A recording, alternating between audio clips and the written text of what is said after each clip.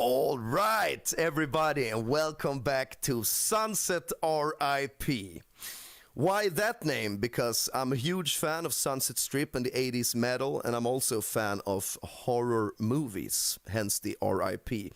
So it's a wordplay on Sunset Strip. You remove the S and the T, Sunset Rip. Maybe I wouldn't have named my channel that today because I have to explain it to everyone. What do you mean with Sunset Rip? But anyways, I'm back because I went to a concert. I went to a Crashdïet concert. I haven't put up a lot of videos lately because this is a fun channel and I only want to upload here when I have something to say. And I want to make a little concert review of the Crashdïet show. I have a terrible English, so be patient with me, but I don't mind making a fool out of myself. Go ahead. So, last Monday, look at this first, by the way. I bought this shirt at the gig. I love it. But I saw after that it's Peter London. It's not Eric, Eric Young.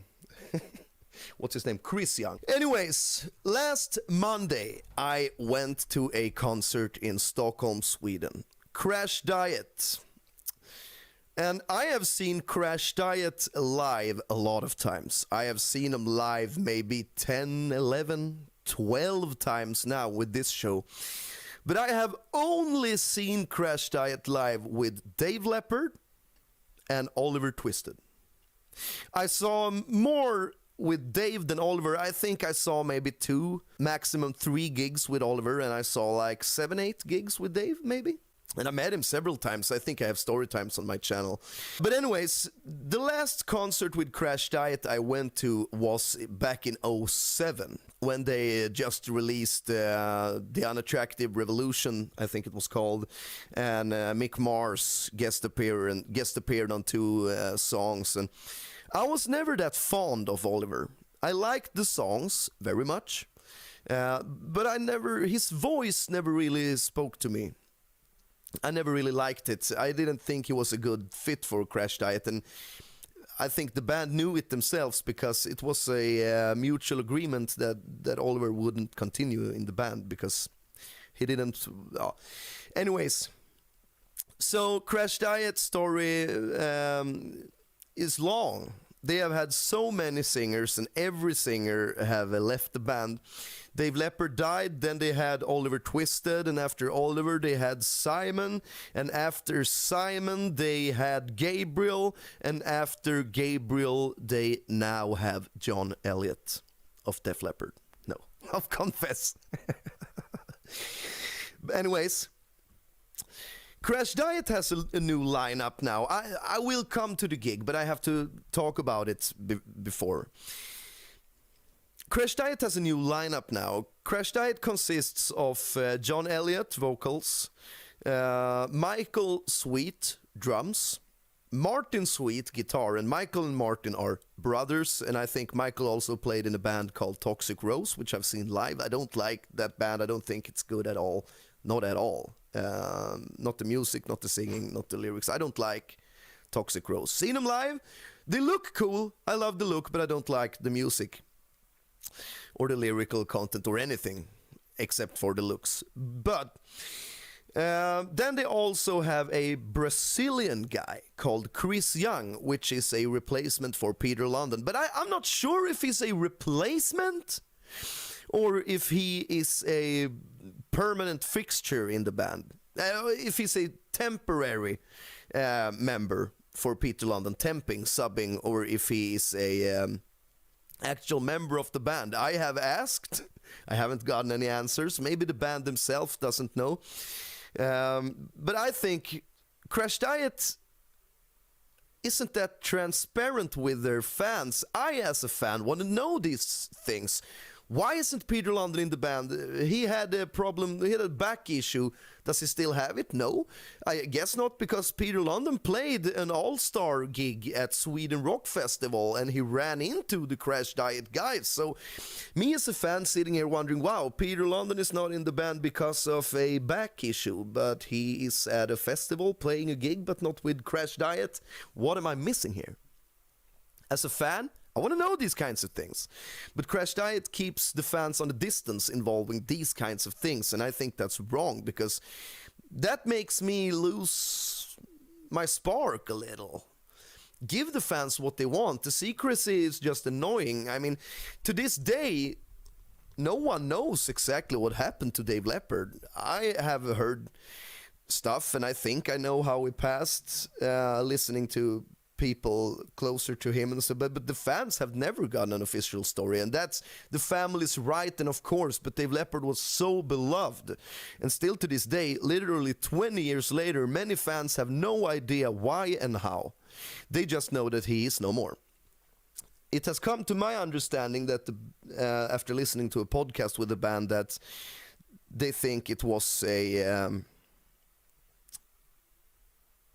it wasn't a planned suicide. It was just spontaneous idea. And how he did it, I have heard, but no one knows. Dave Leppard is a mystery to many. And he is but he's also a role model and an inspiring guy. That's why you want to know what happened to him. And I understand the fans, and I'm like that as well. Crashdïet has a lot of secrecy in their camp. All of a sudden, someone new pops up as a band member, and no one has really gotten an explanation why. What happened to Eric Young? I would consider myself kind of a deep fan, kind of a die-hard fan. I know stuff about Crashdïet that the regular fans doesn't know shit about. And I have no fucking idea what happened to the drummer. I'm subscribed to their newsletter. I watched their homepage. Maybe they came out with an announcement, but I didn't get the memo. Eric Young isn't a member anymore. I can't recall a message. Eric Young has decided to move on to different things. I think, in my mind, I heard that Eric Young was just going away for a short break. He needed to focus on himself, and that's the last thing I heard. And now they have another drummer and another bassist. So, but with that said, this lineup currently, with Michael Sweet, with John Elliot, with Martin Sweet, and with Chris Young, this is my favorite lineup since Rest in Sleaze with Dave Leppard. And it's not just because I saw him last Monday and I will come to the gig, but it's also because I really like the chemistry. I really like this setup of the band, and this became my favorite lineup, except for the Rest in Sleaze lineup, even before the show. I really dig this lineup. I think that Chris Young is a perfect replacement for Peter London, and it doesn't matter to me if Chris Young is permanent or temporary. I'm almost hoping he's permanent, because Peter London has always been my favorite guy in Crashdïet. He has been my favorite, even in the Dave days, when Dave was alive. Peter London was the guy that caught my attention, that I became interested in. This guy looks cool. Peter London was my guy in Crashdïet. So I'm not saying this because I don't like Peter. I fucking love Peter London. He's the coolest guy, and he's always nice. But there's something about Chris Young. I mean, he looks like Peter London and Dave Leppard on fucking steroids. And I love it. He's a perfect fit and a perfect match for Crashdïet. It couldn't be a better match and a better fit. He's perfect. Michael Sweet looks awesome. And I'm very much a visual guy. Eric Young was an original member. I liked Eric's style of drumming. But I think Michael Sweet looks 10 times cooler. He looks like, I bet he's a nice guy. I bet he's just a sweetheart. But he seems, in Sweden the word is called dryg. And I don't know the word for it in English. Not unpleasant, not nice. Someone who's, I'm making a fucking fool out of myself here sitting talking this bad English, but hopefully you'll listen anyways, because I know my rock and roll. I'm a visual guy, and Michael Sweet is just my cup of tea. He just stands there in the background looking like a mean asshole. I bet he isn't. I bet he's a great guy, but it's about the look. It's cool, and I love this lineup. Now, I'll talk about the gig. This was the first time seeing Crashdïet since 2007, and I was not disappointed. I mean, the last time I saw Crashdïet was literally 20 years ago. Crashdïet is a legacy act, a legacy band. I was there in the beginning. I saw them live with Dave, and then and there it was just my new favorite band. Cool, Dave Leppard. He was still alive, he wasn't dead, and I didn't know he was gonna become a sleaze punk legend. He was just a cool guy, so I was there in the beginning when Crashdïet got traction. And 20 years have passed since Dave died, and 21, 22 years have passed since I started listening to Crashdïet. I saw him live and I met him a lot of times during that short window of time back in 05, 04, 05 when I found Crashdïet and loved them. His career was short but intense. So with that being said, Crashdïet doesn't feel like an old legacy band. Think about it. Bands that have been playing for over 20 years. Crashdïet started in 2002, 3. So they have a 23-year history. A lot of bands with 23-year histories are like dinosaur bands. Crashdïet doesn't feel that way. They don't. They feel fresh. They feel hungry. They're not slow. They haven't. They still play the songs in high tempo. A lot of bands, especially Motley Crue. I mean, Wild Side. Take a ride on the wild side. They are playing the song in the same tempo as the slow part earlier went.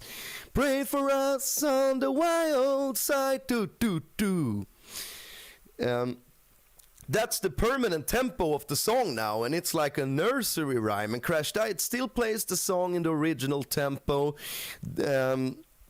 I love it. This gig was so fucking awesome. The band was great. I have some bad things to say, and I will come to those bad things. On a scale from 1 to 10, I would give this gig a 8 or 9. Last concert I went to before this was Wednesday 13 back in last October, and I made a concert review of that concert if you didn't see it or watch it. But this concert didn't disappoint me. I went with my kids, and to show my kids my childhood, the funny thing is the only original member now is Martin Sweet, and Eddie Trunk goes on rants saying, he's the only original guy. And that's the same thing here for Crashdïet. But it's not the same thing, because I feel like when Eddie Trunks talks about this, it's older bands, older singers. This singer is young. That being said, when Eddie talks about, I feel like it's the old dinosaur legacy bands, and Crashdïet doesn't feel like that. They still feel like a band trying to get bigger, trying to break through. They don't feel like a band playing on their legacy. So that's why I think it's a difference in this kind of matter. Bands that only have one original member say, Luann, Luann, why don't you run and hide, Luann? What's the name of the band made Luann? Anyways, that band has like no original members or one original member. And Eddie Trunk goes on rants about bands that only have one original member. But Crashdïet still feels like a band that are waiting to get big. They feel like a band, because an active young band can swap out members and stuff. You know, Crashdïet feels like that. So when I watched this show, it was like I was young again watching Crashdïet. They have stage show. They even have pyrotechnics on stage now. They didn't do that back in the day. The songs were tightly performed. They play great together. I think the band are so tight. John Elliott's voice was amazing. I love his voice, and I love Confess.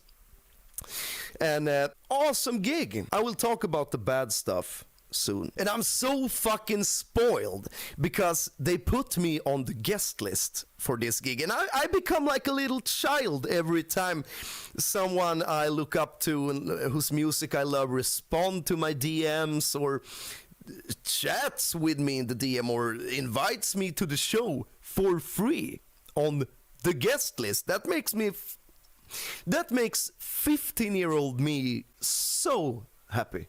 So happy. It makes 15-year-old me, I become 15-year-old me again. Because I wrote to Crash Diet, all the guys follow me on Instagram and I follow them. Everyone except Michael, I think, follows me on Instagram and I follow them back and so on. Because of me having a bigger Swedish YouTube channel, I have a lot of followers on my Instagram. So when I write to one of these guys, I pop up at the top of their requests. So they always see my message and they respond, and that makes me like a little kid. In Sweden you say it's få förunnat. It's a gift not many people get, having this big platform, and because of that all your idols give you attention. And funny thing is, I have more followers than a lot of these bands, but I get like, oh fuck, I get more like a little kid talking with Crash Diet than Gene Simmons. I'm such a fanboy of it. So I wrote to Crash Diet. I wasn't trying to get free tickets or anything. I just wrote him, hell yeah, see you on Gröna Lund Monday. I haven't seen you live in 19 years. This is gonna be so much fucking fun. And then they wrote back to me that they put me on the list and stuff, because I talk sometimes to some of these guys. I share their stuff and they know of me and I know of them, so we're not strangers to each other. So I could never imagine being 15-year-old and going to see Wednesday 13 or Crash Diet and being put on the guest list for the show. Wasn't Wednesday who put me on the guest list, it was the opening band's sister. But anyways, it's a bucket list thing to have been on the guest list for a Wednesday show. I'm so silly, but I love it. It means so much to me. But the bad thing about this gig wasn't the band's fault. It was the booking by itself, because Crash Diet played. Gröna Lund has two stages, one smaller stage with a roof, half inside, half outside. In Sweden we call it dansbana. Dance bands play on there and you can dance and stuff. All you Swedish people know what I mean, but line dance, like a line dance stuff, I guess, for all you Americans out there. They played there. And they also have a big stage where Danko Jones plays. Machine Gun Kelly played there a couple years ago, saw it live. Kiss played that stage in 76? Was it 78? I don't know. Lady Gaga played that stage. A lot of big artists have played that big stage. Crash Diet were put on the smaller stage. And I went with my kids. I hyped them up. I drew them shirts. I don't think Crash Diet has kiddie merch, so I drew the logo on white t-shirts and the kids were pumped up, and my daughter had high socks and 80s clothing, and we were so stoked. We even brought a friend of my kids, and me and my wife went with all the kids. Crash Diet starts playing, and there's so much people. The crowd is so big that you can't get inside of the roof, under the roof, to see the band. You have to stand outside on the asphalt, and kids, short, can't see anything. It was almost like I couldn't see anything.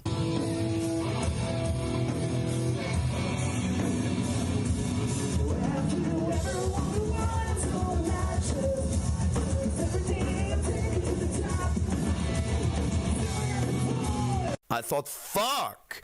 I had been so stoked and pumped about this show for weeks. And here we are, and I have told my kids, and now they can't see fucking shit.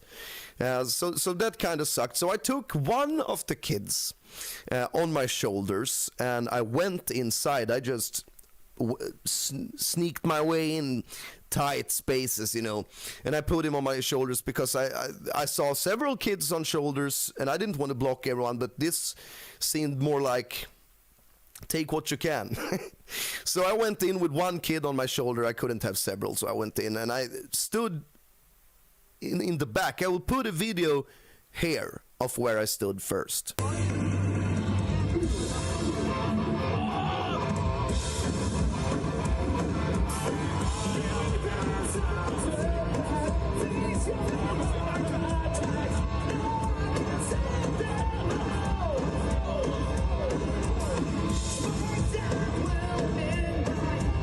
And as you can see, I'm holding my phone up so you can see everything, but the kid didn't see much and I didn't see much. I raised my arm and filmed, and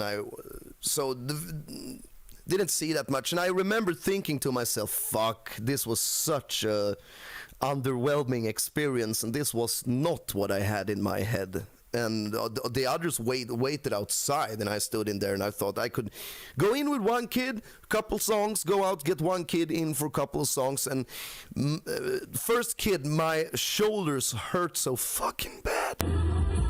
And it was so fucking hot, and I thought I can't do this with all the kids. So it was too painful in my shoulders, so I went outside to meet up my wife and the other kids and took the kid down from my shoulders, and they weren't there anymore. And then I called my wife, where are you? And my wife, I don't know how, she's an angel. She's always the answer to my prayers. She always makes me feel better in bad situations. So I called my wife, where are you? And she said, I found a great spot. The kids can see everything. Come around the back on the side. So I went there, and it was outside of the stage, dansbana, outside of the stage. But you could see in, and it was very close, but to the side of the stage. This was the view where my wife found the place.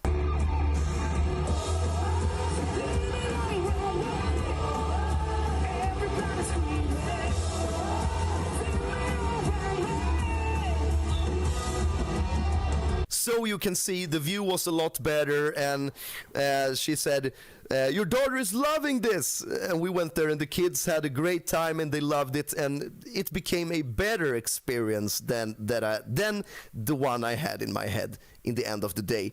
But we couldn't see the coolest member, Chris Young. We could only see him when he walked up to the microphone to sing the backing vocals. Otherwise, we couldn't see him on the stage. And the sound wasn't the best it could be because we were on the side and not in front of, so it was a little, but it was okay, and it worked, and the kids had a great time, and I had a great time, and I know how the show would have sounded if I had a good. I loved the show, and the kids loved the show, and we watched it all. And from the stage, I become like a little child when I get acknowledged from the stage. When I went to the Wednesday show, the opening band sister yelled my name from the stage, and that was my coolest concert experience to this day. And I have seen Kiss in the Stockholm Globe in 1999 when I was 9, but sister calling my name from the stage was a cooler experience, even though it was a club gig, because they said, everyone to the right, yay, everyone to the left, yay, Rask.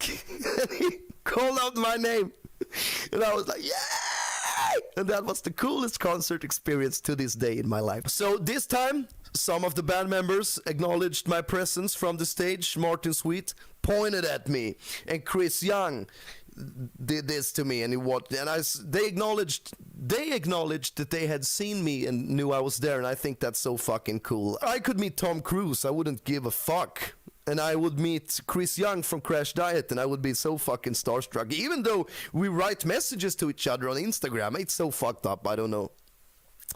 But anyways, the show was awesome, and by the end of this video, I think I will put in the videos I got from that evening in its entirety. It's not much, but it's something. The show was awesome, and I'm gonna try to go to more shows and do concert reviews here and tell about my experience and maybe talk about heavy metal news and stuff. I have two favorite channels on Instagram. One is Jason Green, and the other is Hair Metal Guru. I watch those two channels, every video they put out, and I love those channels. So I want to make content in that way, talk about heavy metal, maybe live streams and so on. So tell me anything you want to see in the comments, and I might make the video. I have to work on my English, guys, because half of this video has been me, I have cut it out, but sitting here just thinking, what the fuck is that word in English? Hope you enjoyed this video. That was everything for today. Have a great time. Till next time. Bye.